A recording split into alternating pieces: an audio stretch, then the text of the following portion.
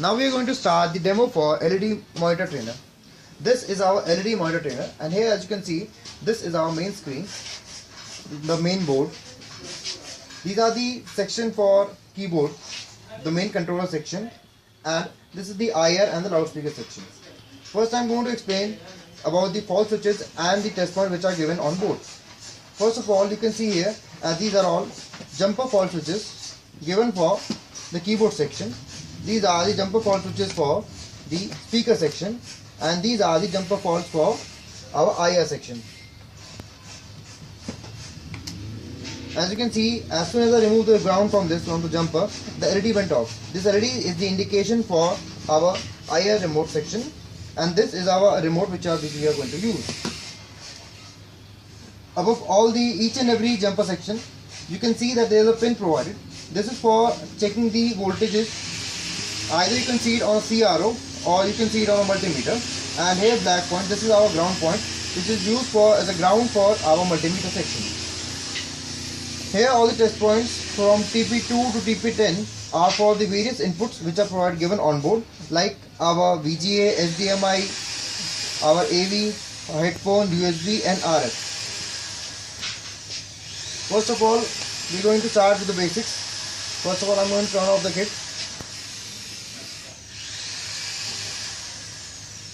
Now, to turn on the kit, here you have an on-off button on it.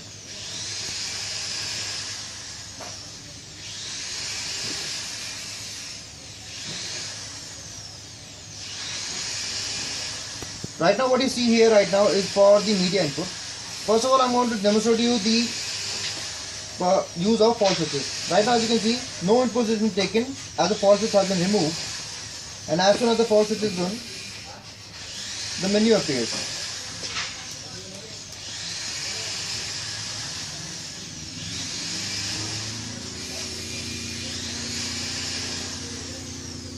Now this is the basic menu for which we are using the RF input. This is the main visual for it. Right now I'm going to give a demo for the USB. In order to start selection, you can see in this remote we have the various power pointers. For left for moving left, right for right, and to select we are going to press enter. Now our data like is in C drive, so if I want to play something, I will just have to press this button, enter, and the video or audio will start playing. All the buttons you see here are like the simple as in a simple video player. All the functions are basically common. Now, first of all, we are going to use our multimeter to see if the voltages are coming on our various points or not.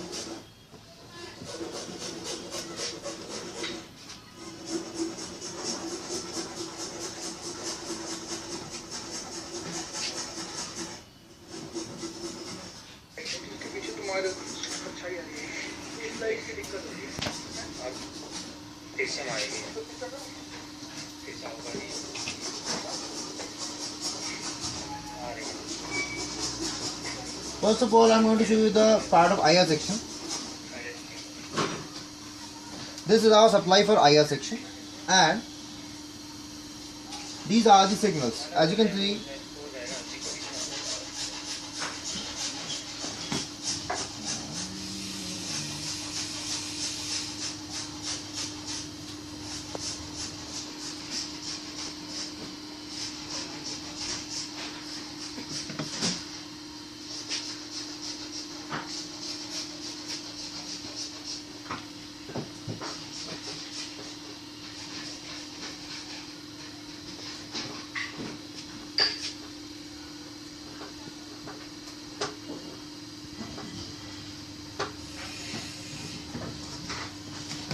now, like this is our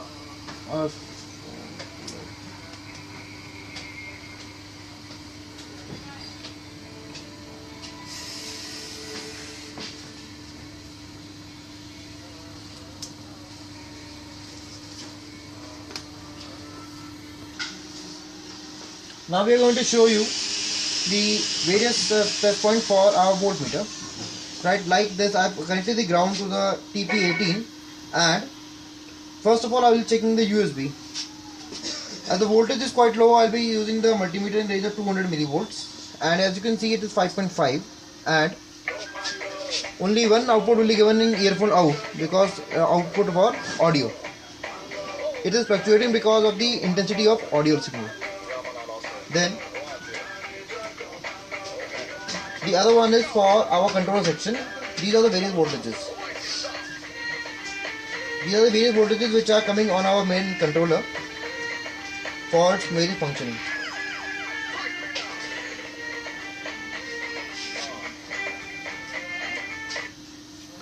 Now I'm going to show you the signal values at our various points on the keyboard. Like in the V minus, you can see as soon as the key is pressed, the indicator is shown in the LED, in RFID section, and as you can see in the voltmeter, all these buttons are basically pull up, and as soon as you press the button, the meter shows low, like low is created.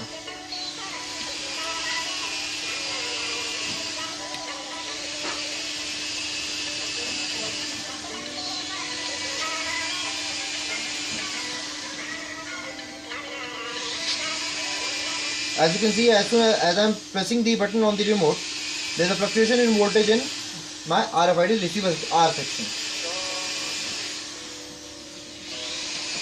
So this was a demo for our LED TV with various sections and fault switches, and also our test points.